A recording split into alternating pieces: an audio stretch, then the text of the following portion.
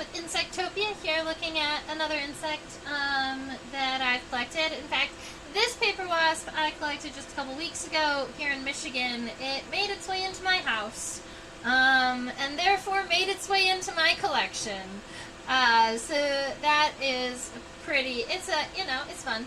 And instead of laying the wings down when I pinned this one, I let its wings kind of stay up, almost like it's mid-flight. So I thought that that would be kind of a cool way to draw this one. So, admittedly, because I only collected it a couple weeks ago, I have not identified it down to species. But, you know, a quick ID will get it down to family. So it is a paper wasp, and so the family is Vespidae. There we are. Once you know something is a bee, a wasp, or an ant, right? So it's got chewing mouth parts. It has 4 membranous wings. Generally, a lot of bees, wasps, and ants will have elbowed antennae, but not all of them. Once you know it's a bee, a wasp, or an ant, and you want to figure out if it's a paper wasp or if it's a wasp in this family, you're actually going to look at what we call the M1 cell.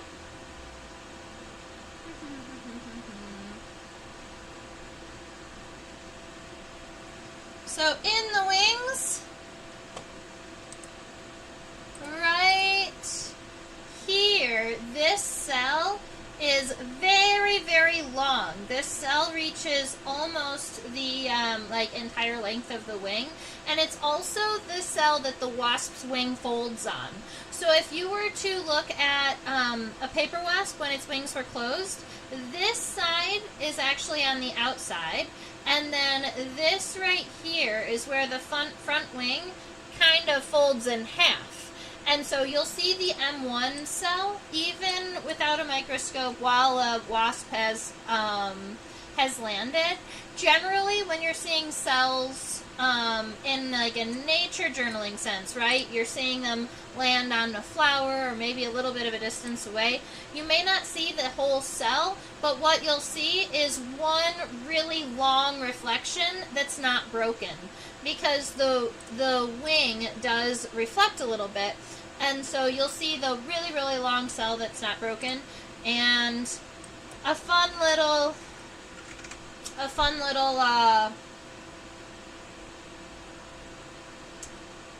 it M1 or 1M? Writing M1 makes it look backwards. I'm going to look up really quick and make sure it's not 1M cell. But a fun little thing about insect wing venation, cells versus veins. The veins are the lines, the cells are the shapes that the veins create, right? So it's a cell if it is closed on all 4 sides, or all sides are closed. And when you're writing them, if it's a cell, the letter is going to be capital, and if it's a vein, the letter is going to be lowercase. And it is 1M.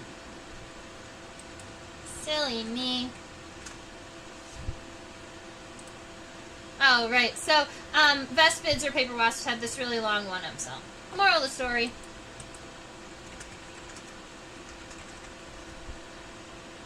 Okay. So, we're gonna, oops, that's a honeypot ant. We're gonna zoom out really quick. We're gonna get a length for our wasp here. And I know I had some people request spotted lanternflies, and I looked for my spotted lanternflies and then realized that they are still in alcohol. They are not on pins yet. And drawing specimens that are in alcohol are a lot more tricky. They're moving all over the place. So if you give me a week, I can get the spotted lanternflies on pins, and then we can draw them together. Thanks, Deb, for dropping by. I'm so sorry your computer is broken. That's not great. But I'm happy you'll come back and watch it. I hope that your computer gets fixed soon. Oh, right. Let's see. A length. the front of the head to the back of the abdomen.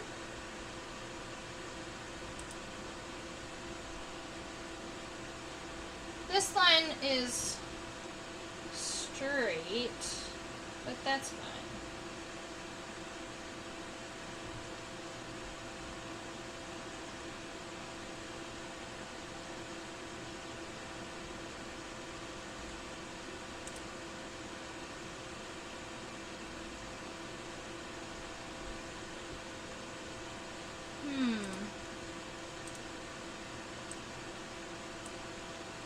That's about right. Okay, I'm happy with that one.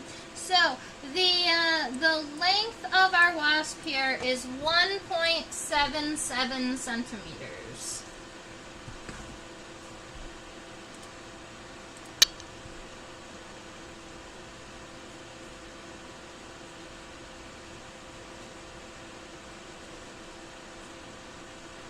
Paper wasp in the family Vespidae. I'm just catching up with you all because I've already given you this information. I like to, when I'm drawing something from a lateral perspective, I just like to turn my paper. Gives me enough space to draw the insect just a little bit bigger.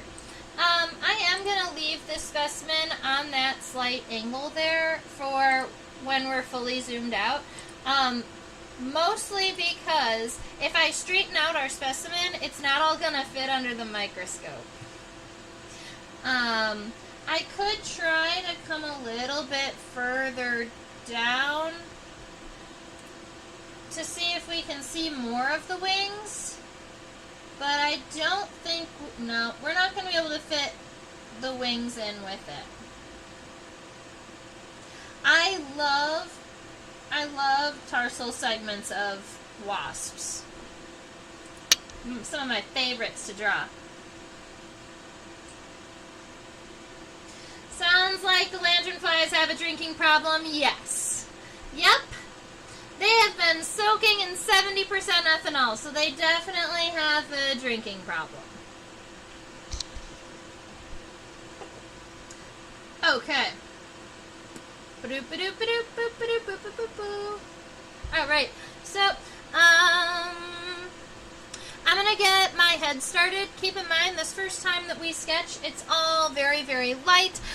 Keep an eraser next to you, and then we will zoom in on the microscope, and we will add all of the fine details. I'll make sure that I'm writing any of, like, the vocab that might be a little bit trickier to spell up here for us. Let's get started.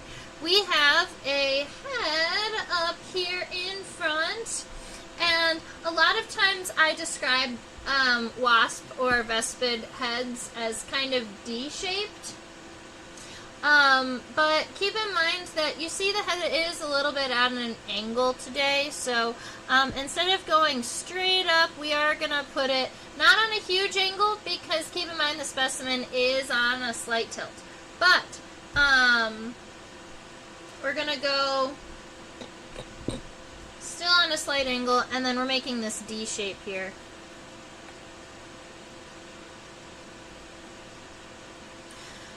Oh, fun word. I don't know if I've described head shapes in a while, but a vespid or a paper wasp is hypognathous. This is a word that means that the mouth parts are facing down. Alright, so things like grasshoppers are also hypognathous. A lot of wasps and bees are hypognathous. Their mouth parts face down. The other word would be prognathous, when an animal has their mouth parts facing forwards. So that would be like a lot of ants, a lot of ground beetles, a lot of predatory insects have their mouth parts facing forwards. And it's been a minute since I've given those names out, if I have, on YouTube, so figured I'd give you some bonus words today. Yay. Okay. After that, we do have our thoracic region here, or what we would call on our wasp, the mesosoma. is very arched. He's got this nice, like, arched back here. So we're going to give it come way up over the edge of the head here, and we're going to give it this nice arch. Yeah. We're going to then go kind of straight down. I'm seeing this line right about here. This is where I'm imagining we're kind of cutting our wasp down. So we've got this little bit of an arch, but right here underneath the wings, it does turn from this really smooth arch over into more of a diagonal line down here. So where we've got this arch, I might actually erase a little bit of that and then come down a little bit more straight here. And then down. And then we're just going to smooth it out. So I'm just going to connect these here, and I'm going to be pretty darn close to having made my specimen too big. So I am going to really quickly do this a little bit smaller, a little lower on my paper.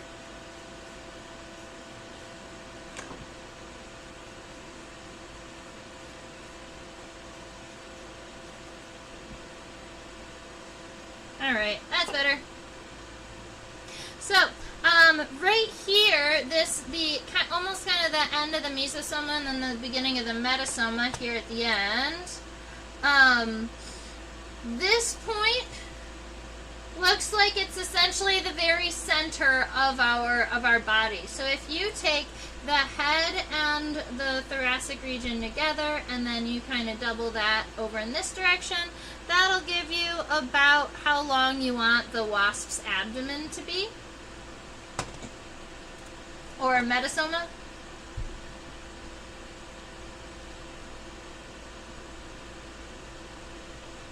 Oh, right. So here. We get that really distinctive wasp waist on paper wasps, and so right here we do want to make sure that there is that little bit of a very narrow connection before we switch over into that abdomen. And we already have kind of a mark as to where we want the abdomen to go. So the top comes up, but it's not going to come up higher than the mesosoma. There we go. And then the bottom is actually going to come up a little bit before this happens, because you've got the hind leg, the coxa here, and the abdomen comes up kind of before that. So this is gonna be kind of the shape that we're gonna start with. I might even leave this coxa in there because it kind of fits the feel there. Cool. Oh, right. I do like to add the connections for the wings, and because the wings are so nicely laid out for us on this specimen, we're actually going to do we're going to do kind of a rough outline of the wings today too. So we've got our head, our mesosoma, our metasoma. We're going to do ba-doop, ba-doop. Give it a little U shape here that's on an angle. That's kind of where the sockets are. That's where we're connecting our wings to. And then we're going to move the specimen down just a little bit so we can see all of its wings. Shift. Shift. There we are.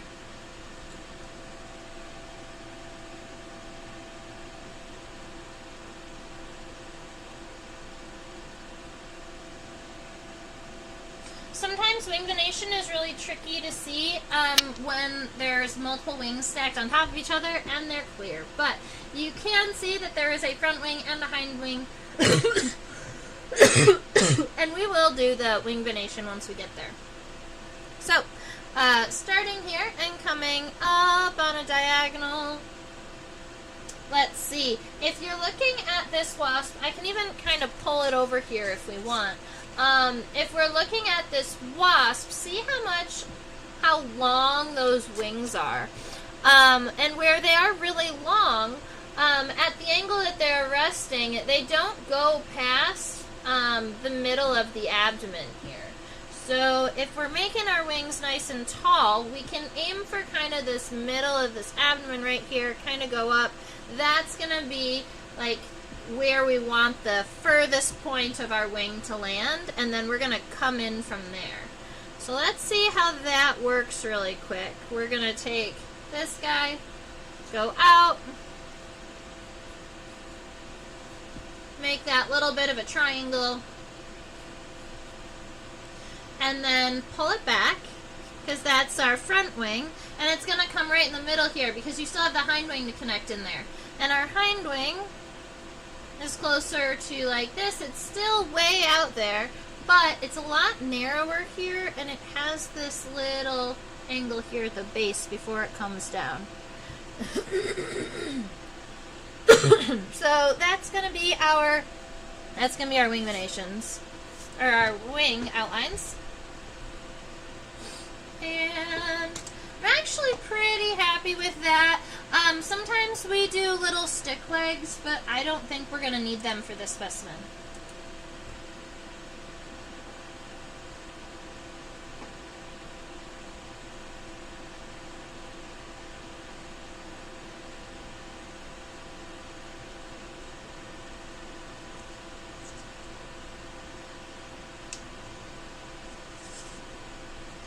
Something that I like to do is look at paper wasps head on.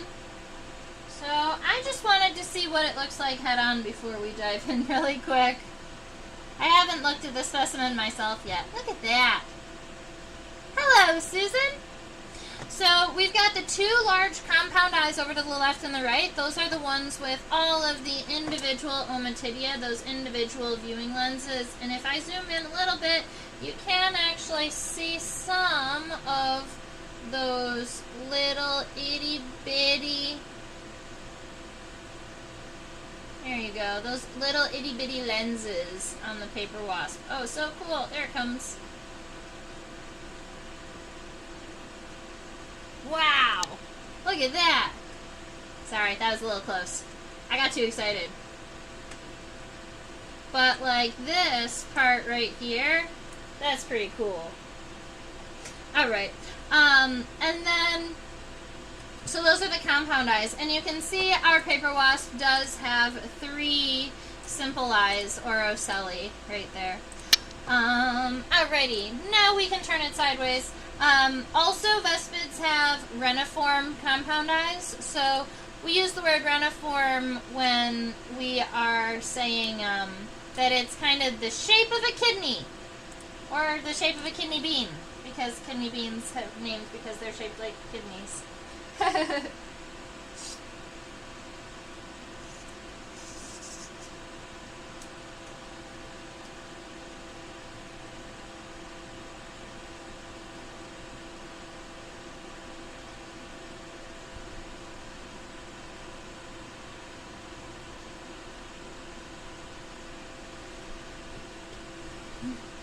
Alright, what's fun about this guy is that his front leg is going right over the mouth parts. So we're not going to worry about drawing our mouth parts today, because I'm pretty sure we're going to run into that same issue where we're going to want that front leg to go right over top of them.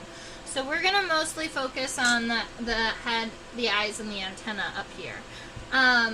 Now, there is a significant amount of room between the compound eyes and the back of the head, but now that we are zoomed in and actually looking at the head is less flat on the edge and much more round than even I remember them being. So we're going to come over here and we're going to make the back of this, the back of its head very round. It's coming out. And then right about in that center there, that's where our compound eye is going to start. And it's not going to be straight either. The compound eye is going to kind of follow the curve of the back of the head. But when you get along the front, about at the top 1/3 mark, you can see the little bit of a notch in the compound eye where the exoskeleton kind of comes in. So here we're going to take our compound eye and we're going to wrap it all the way forward. But then right here where we're about to turn around, we're going to kind of give it this little bit of a, kind of like a V shape in here. And then we're going to go back out to exactly where it was supposed to be and finish this eye, giving it a nice little ba-doop. There you go. So that is what we would consider a reniform compound eye.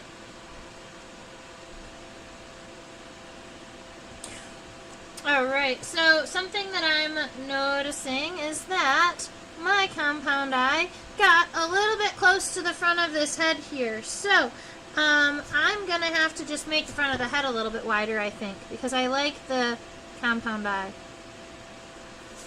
So we're just going to make the front of the head a little bit further, a little bit bigger. No, I think the compound eye needs to go taller. That's what it is.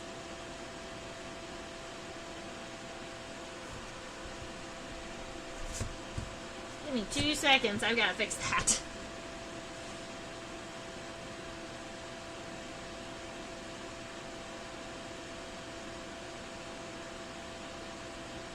That's better. Alright, I just needed to move my compound eye a little bit taller because you can see that those compound eyes, they almost wrap above the top of that head there. So when your head is coming down, you want it to be right there at that edge of that compound eye. Now, right about where the socket is, right about where the indent of the compound eye is, that is also where the paper wasp's antenna starts. These antennae are considered elbowed, like this. Elbowed antenna. And what we mean by that is the first segment, the scape, is significantly longer than all of the other segments. And so when the insect is waving its antenna around, it looks like this. There's an elbow bend in it. Where the first segment can't move, but the rest of it kind of is flowy because there's many, many segments.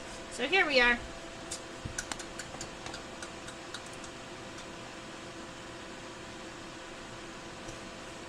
Circle packing on a non-Euclidean surface. Yeah, see? Tricky. Is that true for all Hymenoptera? The elbowed antenna. I would say not all Hymenoptera. Most Hymenoptera. Most Hymenoptera. There are some really, really cool wasps with pectinate antennae. They look like there are these really cool wasps that look like they have reindeer, like antlers. There are also some very small parasitoid wasps that have clubbed antennae. But most Hymenopteran do have elbowed antennae. And the scientific name for elbowed antennae, they're called geniculate.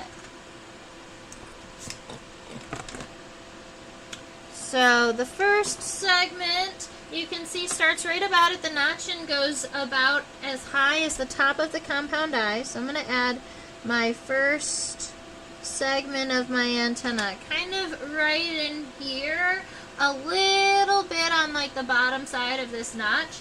And once I get that in, I can go ahead and add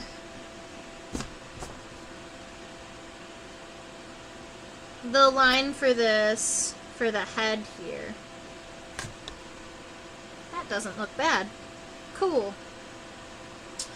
And I'm going to leave this mouth part region alone because I have a feeling that we're going to be putting the leg through it. So, I'm going to crosshatch within this compound eye just to show that, yes, we have all of those individual lenses. From a lateral perspective, we cannot see the ocelli. So they didn't make it into my drawing, but if you drew it from the head-on view when we were looking at it, then you might have some. I just wanted to change the focus of our camera a little bit so that we could see the antenna a little bit better. There.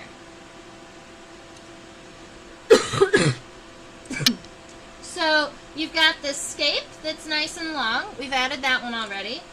The pedestal is actually a really short segment. It's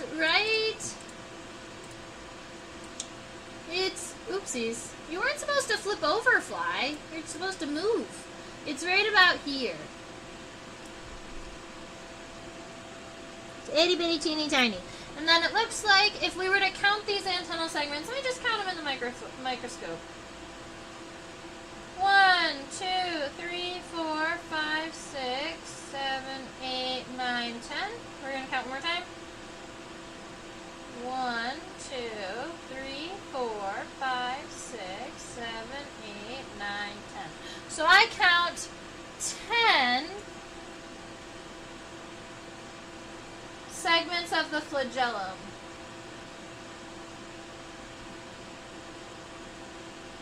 Yes. Right, so after the scape and the pedestal, there are 10 more segments. But this first segment is actually pretty long. It goes from here to right around here. The second segment, third segment, the rest of these are pretty small, and I think that everyone can see those lines in there. So, instead of making its antenna go backwards like the specimen is doing, I'm going to put the antenna moving forward. That's a more natural pose for this wasp. It's just that if I put its antenna that way when it was being pinned, the chances of the antenna getting hurt are a lot higher. Alright, so 10 more segments. 1. Try and make sure these segments meet at the edge as close as possible because they're not jagged antenna. They're pretty smooth. 1, 2, 3, 4. I would say 5 through 10 are even more smooth than the rest of them. So I'm going to do 5 through 10 kind of together. 5, 6, 7, 8, 9, 10. So we've got some cute little geniculate antenna that they look like they got a little bit too long. But that's okay. They're cute. Alright, so we've got that compound eye, we've got the head. Alright, let's move backwards.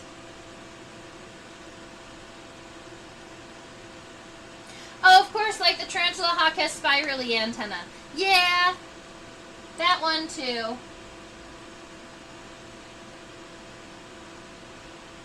And that's funny because the spirally antenna doesn't get its own like scientific name. So I don't know what we would call those unless we called them just filiform. Kind of straight antenna that just naturally curl. Interesting.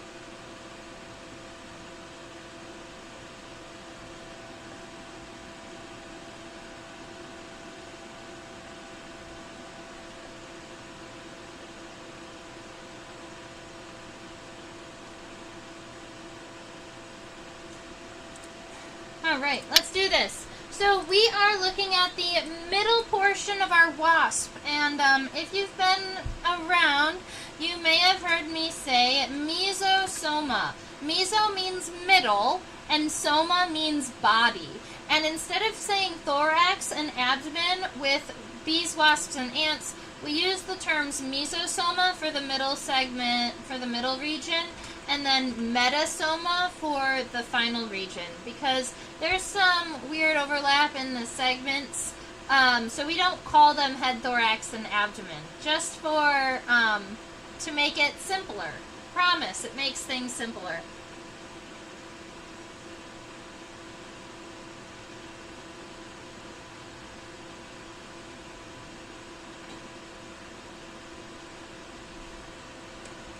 All right.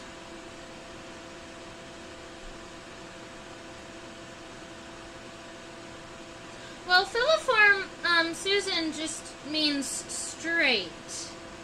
So there are filiform antennae that you can't count the segments to, but there are filiform antennae that you can.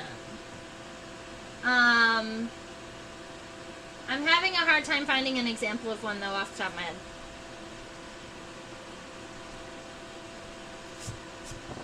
All right.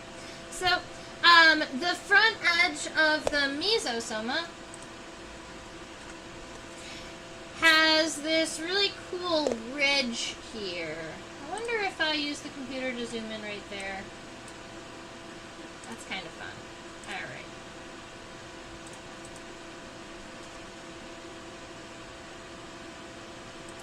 Oops.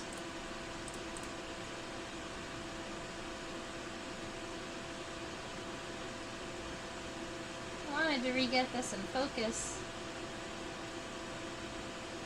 There we go.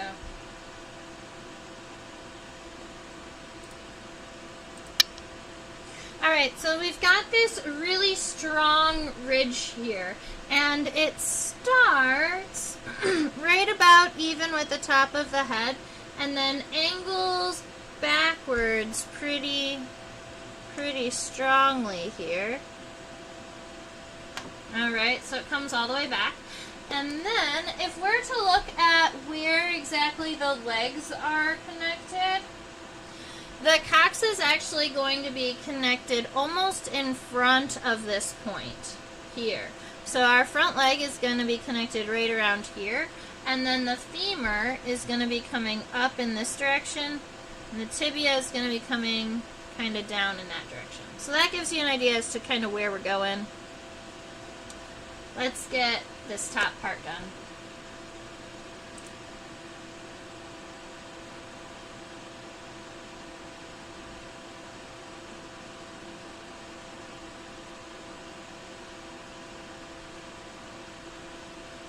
It's just kind of cool.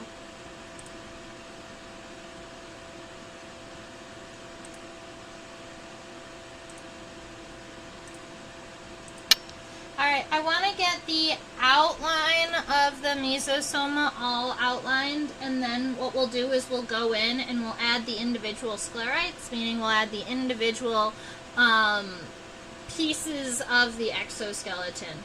So we already know where the arch is on our wasp, so we just need to make sure that the highest point is about in the middle, and then after you get to that point, it evens off for a minute. So right about here is where I want to get to the highest point. So right around here. I'm going to go up. But then I'm going to straighten this guy out right about here. And then we have another segment, and it's bringing this down.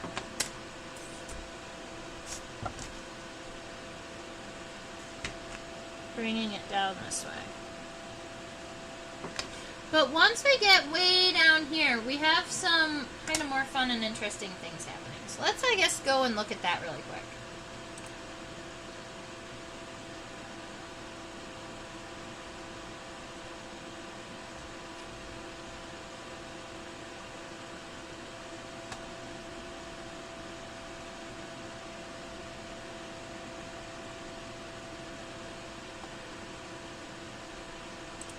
Alright, so right now what we are looking at is we are looking at the wasp waist of this, this vespid. And if we look right about here, this little oval segment that looks like that looks like an egg coming out right here, that's actually the coxa for the hind leg. Alright, so that's the kind of like the hip bone for the hind leg. And the trochanter, if you know what that is right here, that little segment before the femur comes up here. This is what we are worried about right now. So once you get down to this point, and I'm going to smooth some of these out just a little bit. Once you get down to this point, I'm going to create just a little bit of a ridge right here. And then I'm going to give it a kind of a double line. So I'm going to start on the outside and give it a little kind of a backward C shape. And then we're going to do that again here. So we just give it kind of a double line, and we angle it in this direction so that you can see that. Now, once we get down here, we are coming straight across. So instead of coming down a little bit, our wasp comes straight, and then underneath that, look, this is the coxa for the middle leg. It connects up here, but it's kind of like at an angle, and it sits at the same angle as the hind leg. So if we have a hind leg that is right here after that ridge, then we're going to have the middle leg at that same angle underneath that horizontal line. So something along those lines. And it looks like my middle one has to be just a tiny bit bigger. That's why I do these ones nice and light as I'm playing. Alright, so that is going to give us the coxa for the middle leg. Good, we're getting things rolling. So after that, we are going to go back to this lower line that we had from before. And we're going to move our specimen a little bit forward.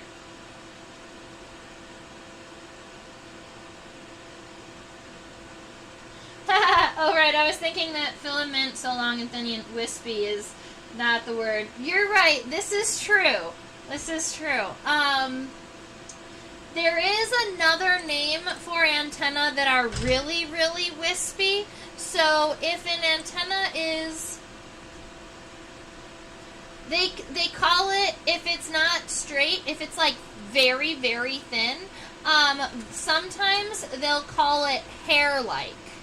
And if you have a hair-like antenna, really, really thin, kind of wispy, then it's called setaceous, playing off the word seedy for hair.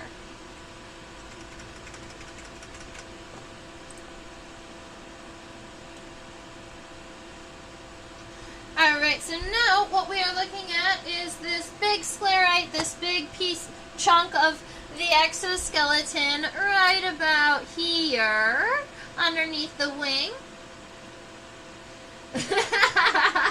There you go. Oh, I love it. Okay, so, oh no, it's not focused. I paused it. Blurry. Silly. Yeah, we're gonna redo that.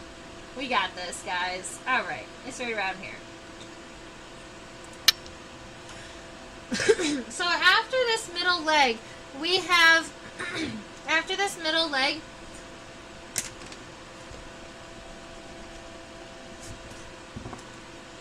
we have this plate that goes kind of underneath the wings.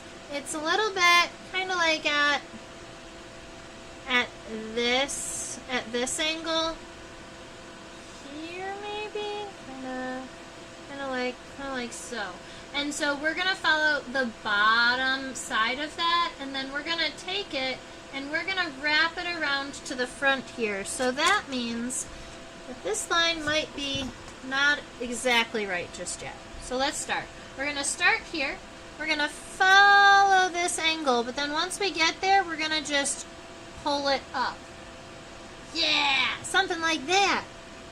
That'll be great. Okay. I've made it a little low, I think. I need it higher.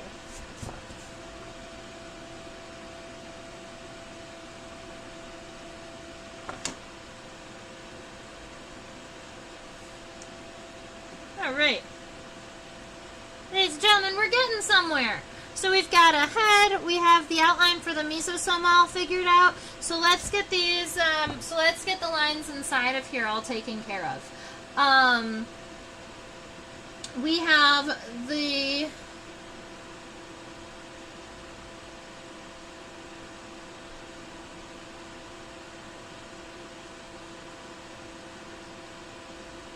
sorry, just making sure I see all of the lines.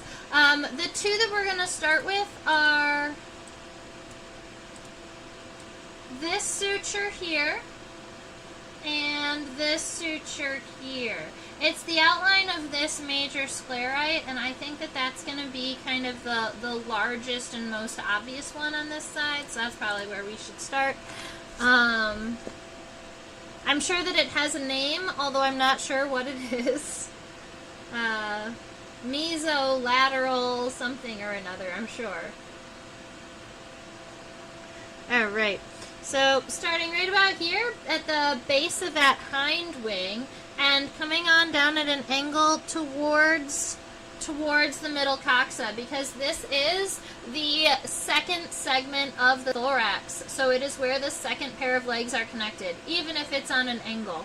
And then up here near the front of the wings, we're going to follow this little circle up here. And then up here in the front of the wings, it's going to come down first and then over. And so we end up with this kind of pretty curve up here in the front, and I believe we've got one more sclerite. The suture is this yellow line here. So if we look really close, that's not just a color definition. There are two pieces of exoskeleton meeting there. So I'm going to take a line from a little bit above there, right about here, and angle it out to this corner. Right about here.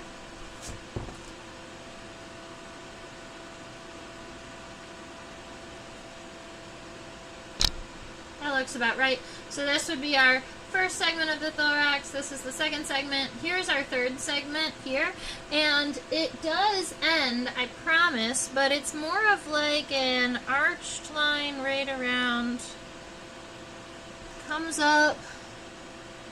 Well, there's some cool stuff happening here. So back here, it's a little bit more complicated. You've got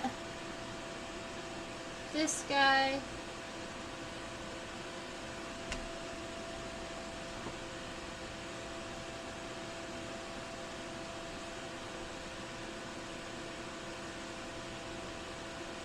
Sorry, I'm having a harder time describing this one, but the back ones look more like this, where you've got this suture that comes off and then it splits in this Y form, and one of them goes up. This is the third segment of the thorax. And I believe that this is actually connected right here, so there's a little shape in there. There is also pretty good chance. We're going to look at this wasp from the top because I think that there's a line right about here that we haven't drawn yet.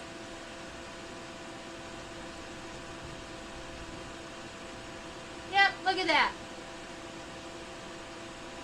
So if you look at this wasp from the top, you can see this. This is that angled line that we drew up to the top corner. Now we can see there is actually a little ridge here, so you can leave a little bit of space there at the edge.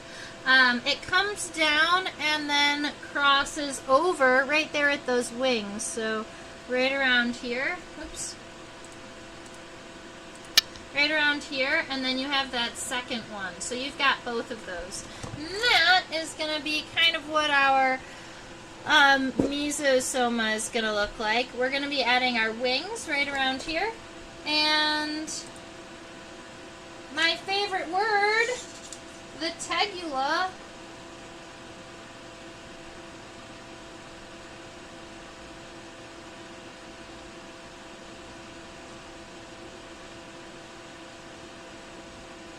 Wait a minute. Oh, I'm looking at it on the wrong side.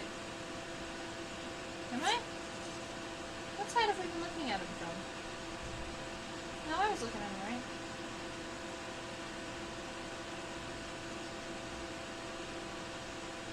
Okay. If you look right about here, you'll see almost this little orange sliver, and it doesn't look like much, but it has a name, and it has a purpose. So I like to talk about it. It's called the tegula, and it's essentially like a little shoulder pad for the wings, and so it, or like a little wing cover. But it doesn't cover much. It just covers some of the really sensitive muscles at the base of the wing here.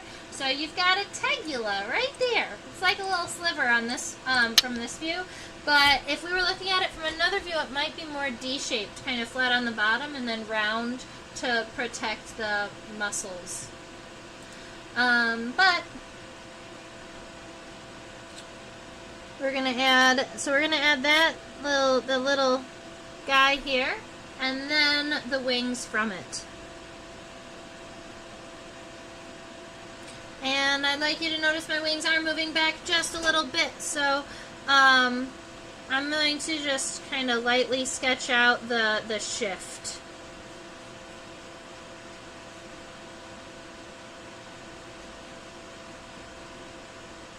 So I just shifted my wings a little bit. I'm not ready to finalize the entirety of the wings, but I wanted to get them about in the right place. Okay. So I'm thinking, now that we have the head and the mesosoma all finished up, why don't we let's do the legs. The abdomen, the metasoma is just so much fun that I'd like to leave it for last. I like drawing paper wasp abdomens.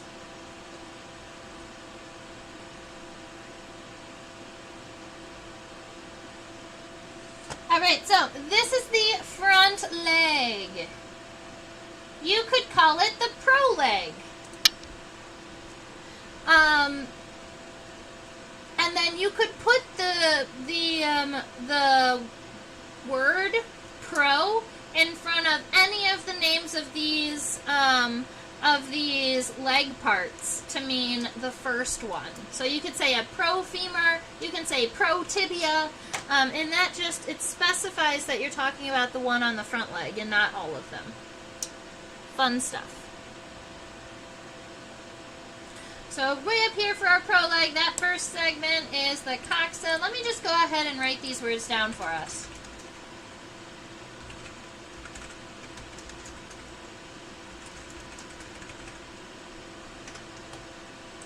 I laugh about the number of times I misspell things, so I'm typing. So I type them all day long. Okay, there we are. So the coxa is coming down from here, right up next to the head. I'm actually pretty happy with it staying rounded, but instead of finishing off the bottom, I know that the femur is going to be coming out in this direction. So all I'm doing is adding the coxa coming backwards like this, and then maybe just cutting it off at that diagonal. Because now I know that this is where the femur is going to be protruding and going up in that direction. So, let's see. Our femur, I have some estimates here, but those don't give me any shape or anything. I just throw those in there so that I knew not to mess with the head here. So, I've got my coxa here. The femur does look a little bit wider at the base and a little bit round. Kind of wide at the base and narrower at the top a little bit. And if you were to kind of pull the femur over, it looks like it would end right about under the compound eye. So that's where we're going to put it. Right about there. And then you'll notice that when I added the femur, I made it kind of round at the base and I didn't connect it all the way. And that's because this little triangle piece that I left is now the trochanter. Alright, there is a little itty bitty knee joint between the coxa and the femur, and if you make the femur round, it creates the shape that you need to make it going in the correct direction. The tibia is actually pretty short.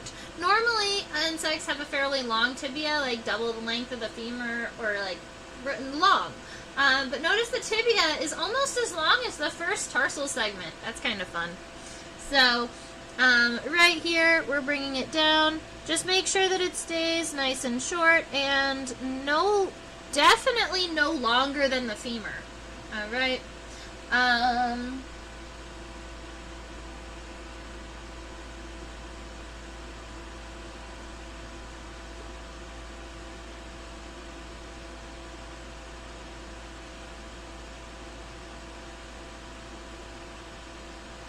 I am not seeing tibial spines on the front leg.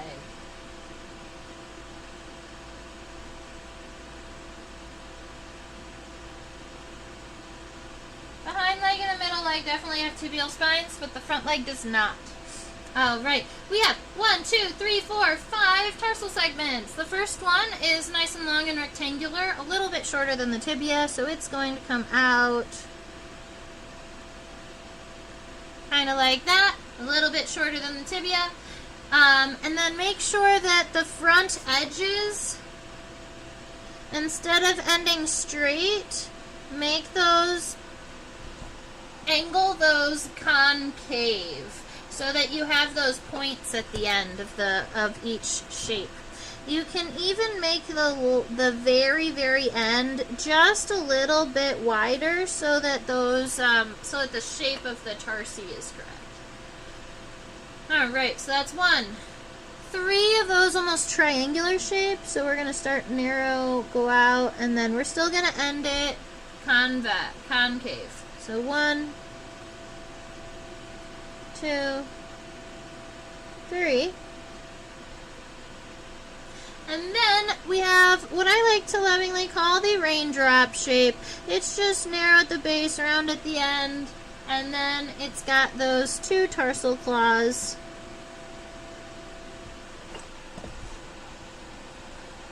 I just love the definition of the tarsal segments in Hymenopteron. And you can finalize any of these lines that you didn't finish around the head, of course. Solidify this guy a little bit. Make him happy. Oh, he's so happy. I love him. Alright, we're going to do the middle leg.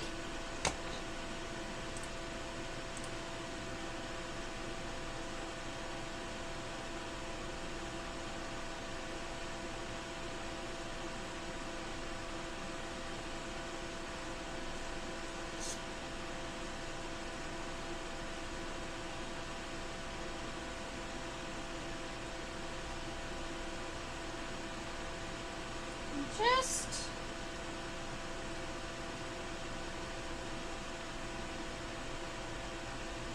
confused by what I'm seeing. But I guess I'm seeing it right. It's just kind of funny.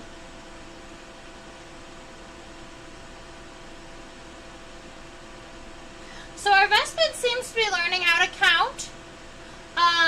The first tibia have 0 spines. The mesotibia has 1 spine, and the metatibia has 2 spines. 0, 1, 2. Couldn't tell you why, but I do kind of enjoy that fact. Probably more than I should. Oh, right. So now we know where this middle coxa is.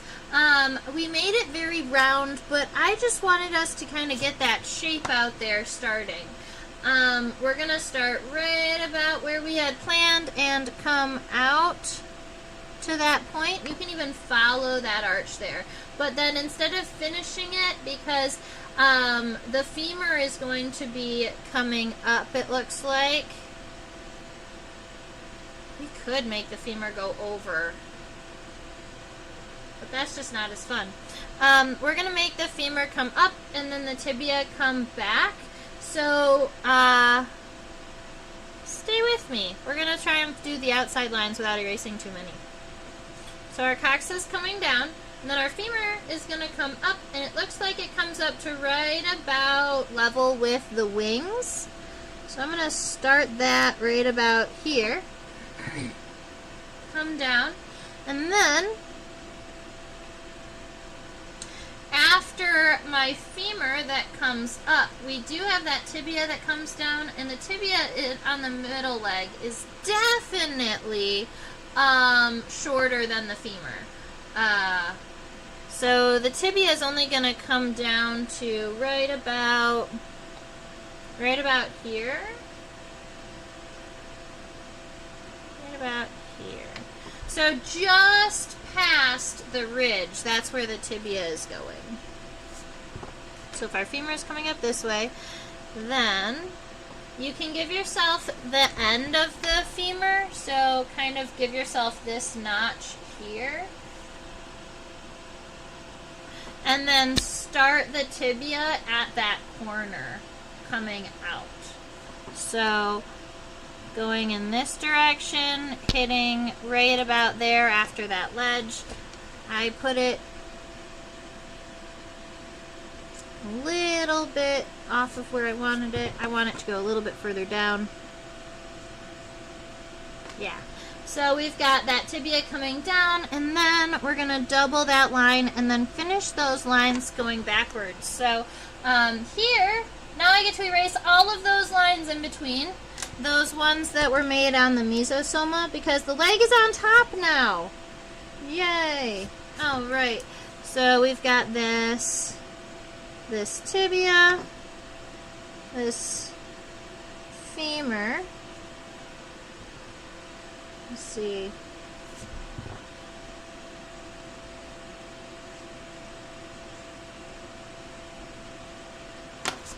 Lots of overlapping lines, but we've got it all taken care of.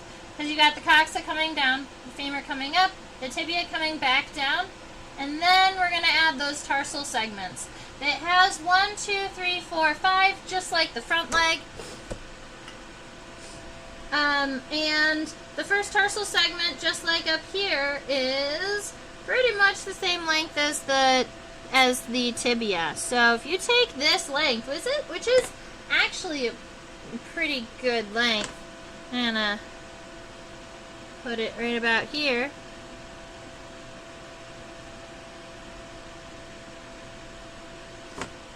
So that's tarsal segment number 1. 2 is more rectangular than the first one. Second. I don't know if that made sense.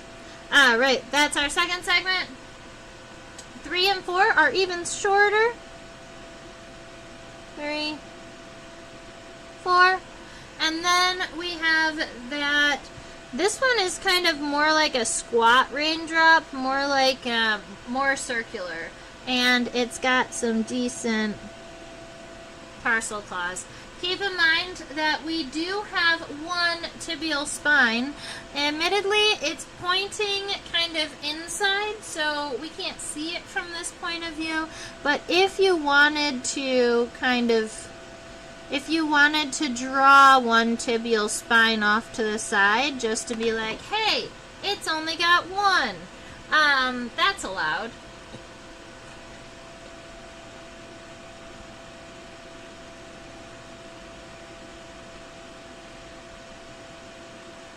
Alright, middle leg. I think that I made it too high because now it looks like our wasp is kind of bending down a little bit. But I guess that's how it is. Alrighty. We are drawing the hind leg now. Yay! Alrighty, so the hind leg, we already have this coxa all figured out. It's that little roundy guy here. But if we were to actually zoom in right about there, it looks like it's wider at the base. Let's go and look really quick. Maybe not. That's so pretty.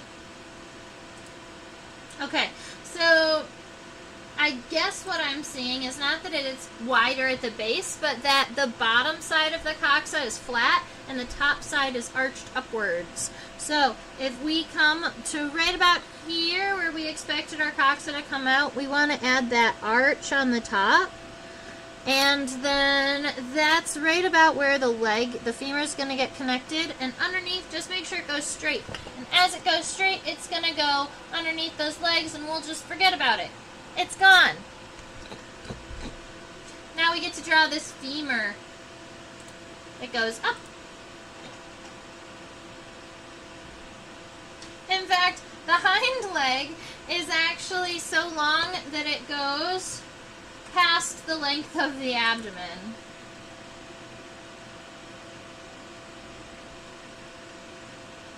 Now this is where we have those two tibial spines, and look it. If I zoom down, you can see kind of past the abdomen, and you can see the two tibial spines on the other side.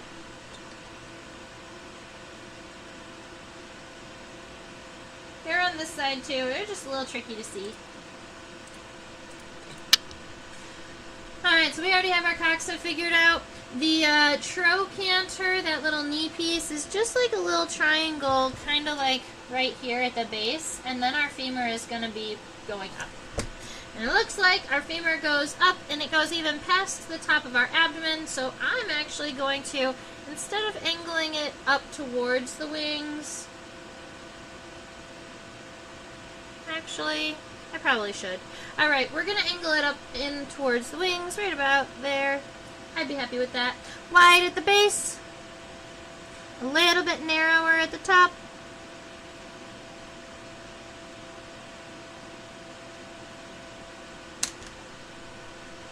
So something really fun about paper wasps that people don't realize. Well, a lot of people know that, you know, paper wasps have queens, just like honeybees, but they don't create honey.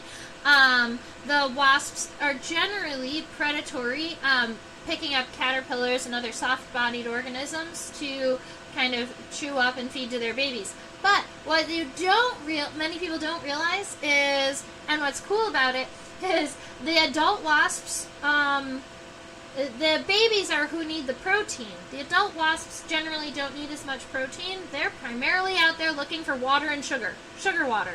They'll go out and drink nectar, but also when they feed one of the baby larvae, so when they feed one of the immature wasps, the immature wasp will reward them with a like sugary treat that they secrete. So anytime they get fed, the wasp that fed them gets a treat. And I just think that that is so intelligent for like the survival of the species. You know, you have to feed the baby so that you get candy. So funny.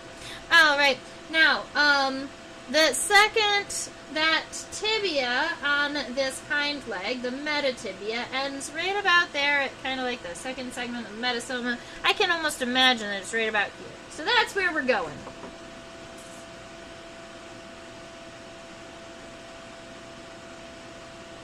So we've got that tibia coming down. It doesn't go down a whole long way because then you have all of those tarsal segments, and they're so long. But do put both of those tibial spines on the hind tibia. There's a part of me that wants to put them on the middle tibia, but there's so much happening right there, I'd be afraid of them getting lost. Alright. Now, after our tibia is going to be our first tarsal segment. It looks like our first tarsal segment is a little itty bitty bit shorter than the tibia, but also goes almost to the end of the abdomen. So it's actually going to give us a pretty good representation of if we got the abdomen long enough. So let's see, if I take this piece here and I make it a little bit shorter and then I move it over, we are pretty much right on the money. I love it. So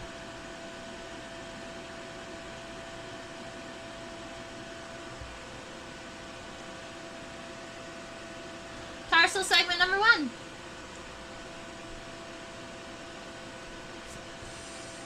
Alright, let's zoom in on the very end. It's like taking candy from a baby. I love that. Wasps take candy from babies all day long. In 2021, when I went to see the brood X cicadas, I saw a paper wasp carving out chunks of meat from the back of a cicada that had died. That's wild! And yep, it was so excited that it was going to get the best sugary treat from the baby it was going to feed. Alright, we have 4 more segments of this, of these hind tarsal segments to figure out. Looks like the second segment, where it is very rectangular, it's significantly shorter than the first, like a quarter of the length. And then 3 and 4 are pointed at the ends, so make sure that you've got those little bit of a C shapes in there for this one. And then one more that's even smaller. And then you have that kind of stocky raindrop, right? It's still narrow on the base, like pointed on the base and kind of roundy on the edge, but it's just a lot flatter than a lot of them that we see. And that gives us the legs. Oh man, this wasp is so cool.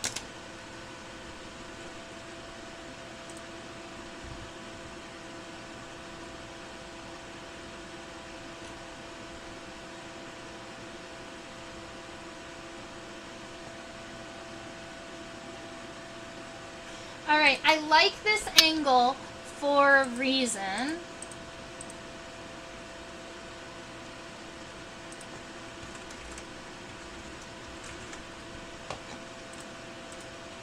You can see this wasp waist here and how this first segment that comes off of the waist right here is flat, and then afterwards it bells out. Right? But right here, you can see there's a little bit of air that you can see in between here. So make sure that we don't make this abdomen really wide from the bottom. It is narrow up here and then comes down. So here we are. We have a very light outline of where we think our abdomen is going. I believe, yeah, that's better. Okay, so we've got that all situated. Now, I want to create a lateral line, and what I mean by that is I want to kind of imagine, I want to take the end of the abdomen right here, that point, and I'm going to kind of follow the center line of all of this that's happening. Alright, so where the top segments are meeting the bottom segments, I'm seeing a line here, and it's going to come all the way back, and it's going to meet up right about here where that, where the bottom of the abdomen really becomes full there at that second segment. So we're going to start right about here.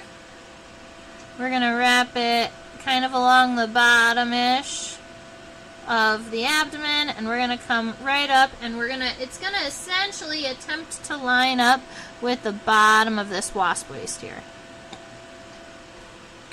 So there we go. We've got a line.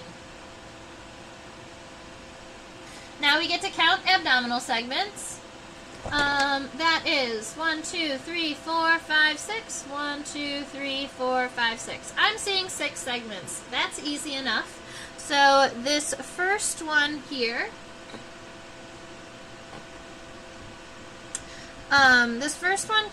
comes out fairly narrow and wraps up.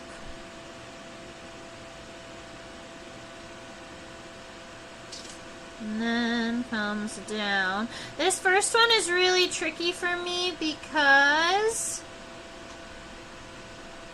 that hind leg is right on top of it. But we will get there. There we go. So that is about our first segment. Just make sure it gets that edge. And after that first one, the rest of these we've got a trick for. So we have 5 more segments. 1, 2, 3, 4, 5. The first one is significantly larger. Well, A2 is significantly larger. So we're going to kind of measure that one out. Bring it down. Actually, right about where the tibia ends.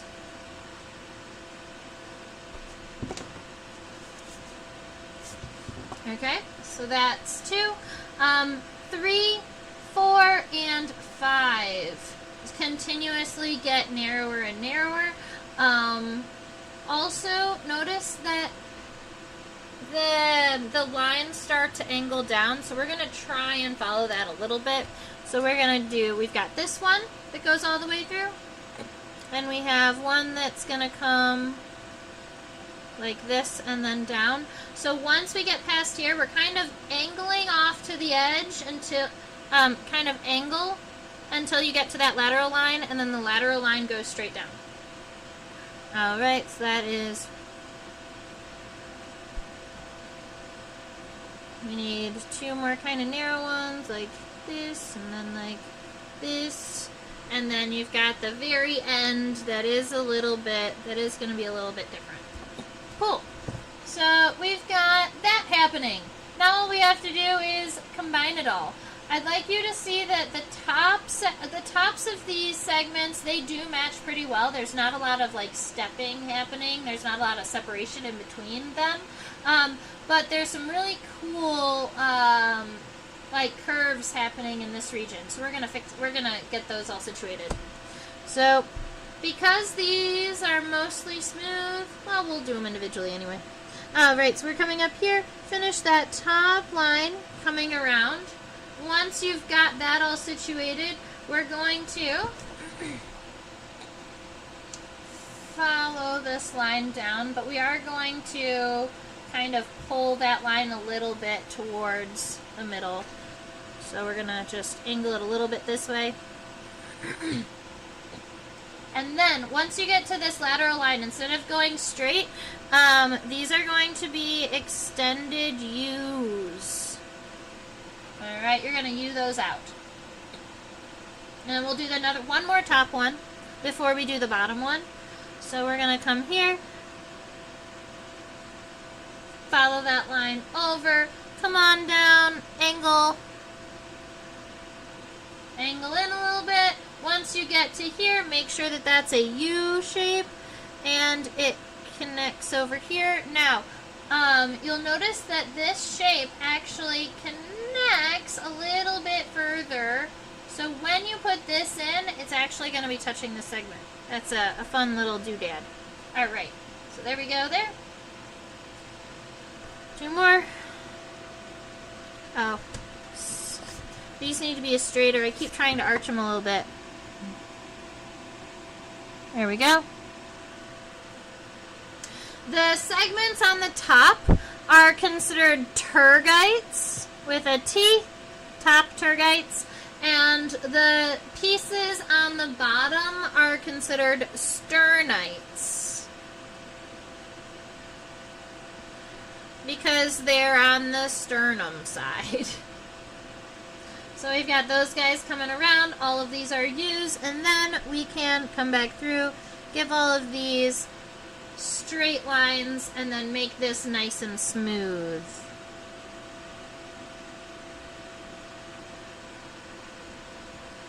Cool.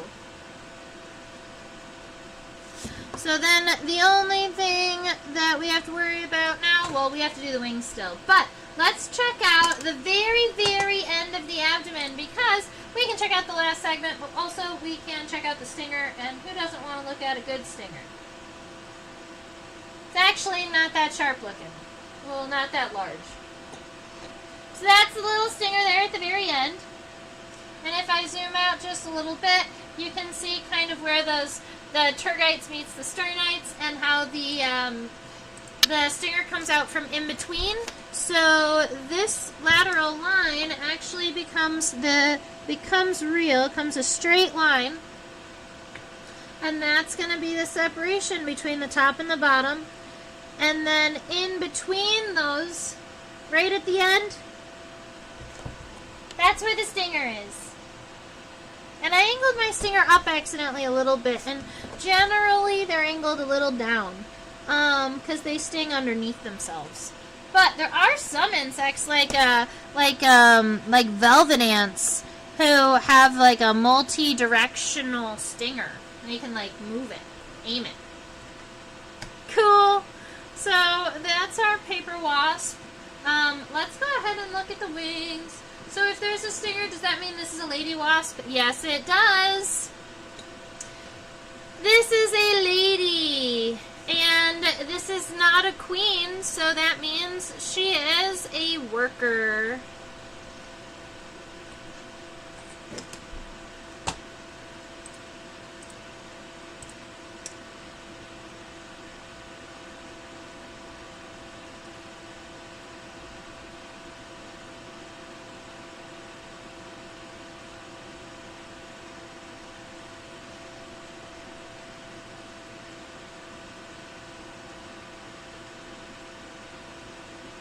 Alright, now I want to get the outline of, we did pretty good about getting the outline of our wings all situated, but I just want to darken these out while I'm looking at them, and then we'll zoom in and add some of those veins in here.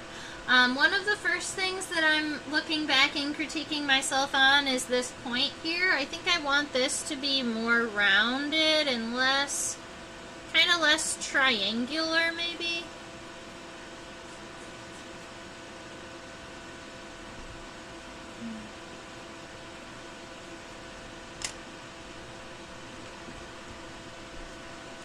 Or maybe,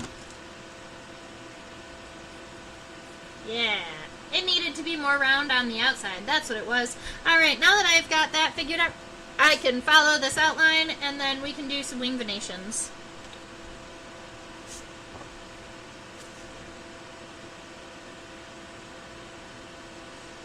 So there's being able front wing.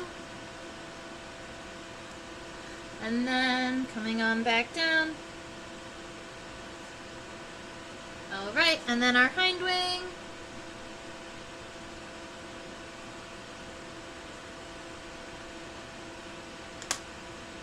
Cute. Alright, then we get to erase all of these little sketchy lines that we don't need. I might accidentally erase some lines I do need, so I'm going to be going back over a couple of them, but I want it to look nice and clean.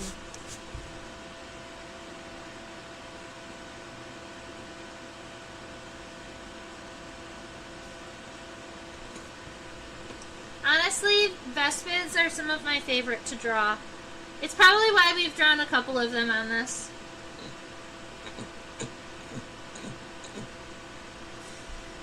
Alright. Let's see. Woo.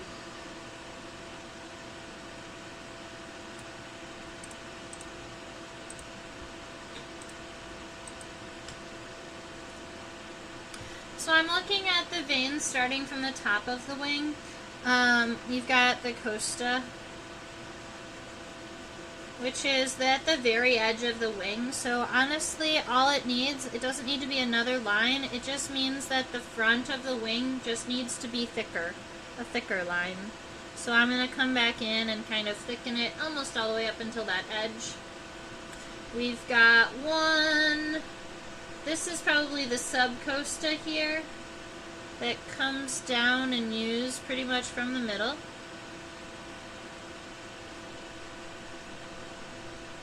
And that is the one that splits right about here and is going to create this one M cell. So as it comes back around, it splits again.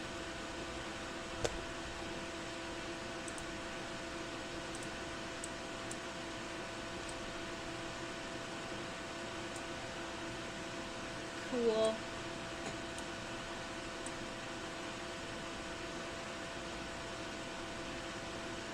Whoa, I didn't know that was a thing.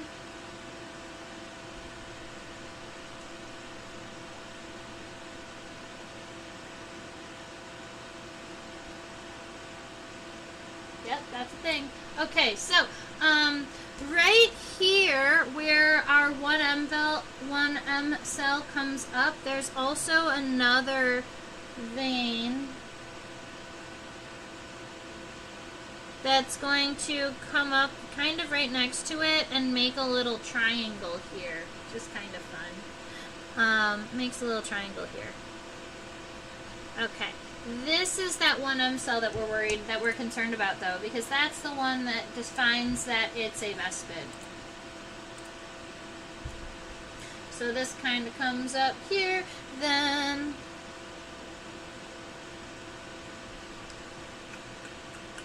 it's too close to the edge.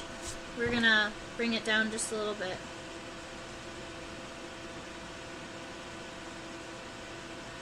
It needed to go just a little bit further because right about where it hits, there is a stigma or a darkened part of the wing right here. It's a little bit tricky to see because it's right above the reflection, but it is right here. That's the stigma. And this 1M cell comes all the way up right about the stigma. That is the cell that matters. Everybody else doesn't matter as much. But that's the one you kind of have to keep your eyeball out for. The rest of these, there is this kind of triangular shape in here, and then this vein is going to kind of go off. There's another one that kind of comes off in that way too. On this vespid, interestingly enough, there are these kind of like two quadrangle-ish shapes at the end of the 1M cell that are kind of fun looking. Let's see. We've got like two. They just kind of look like these rounder segments. They're more up here though. There's something off on my wing. That's okay. It's not okay. We'll fix it.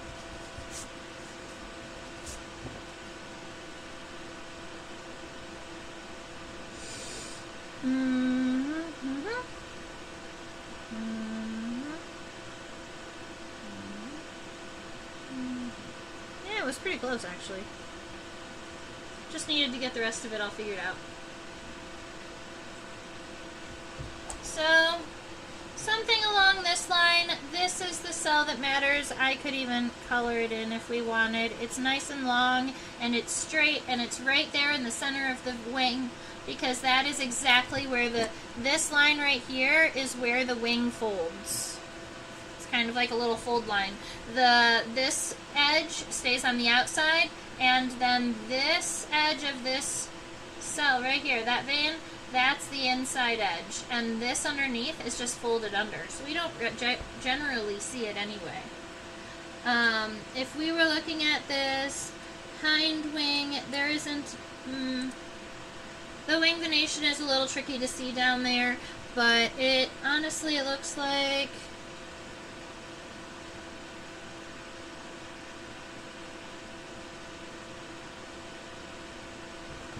kind of like this, where you've got one vein across and then a lower one, and then maybe one that goes down to the base. But that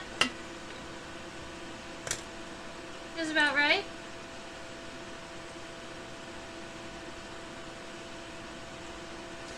Is it the same as dragonflies? Yes.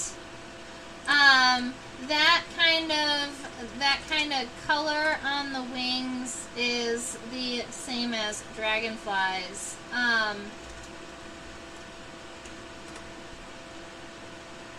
Although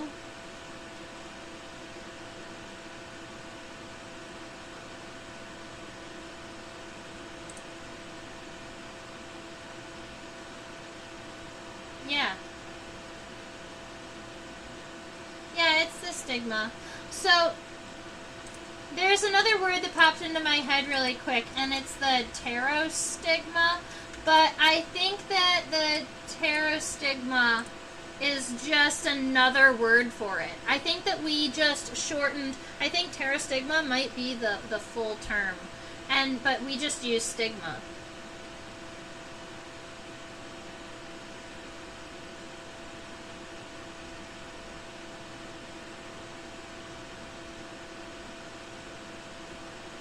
Fun.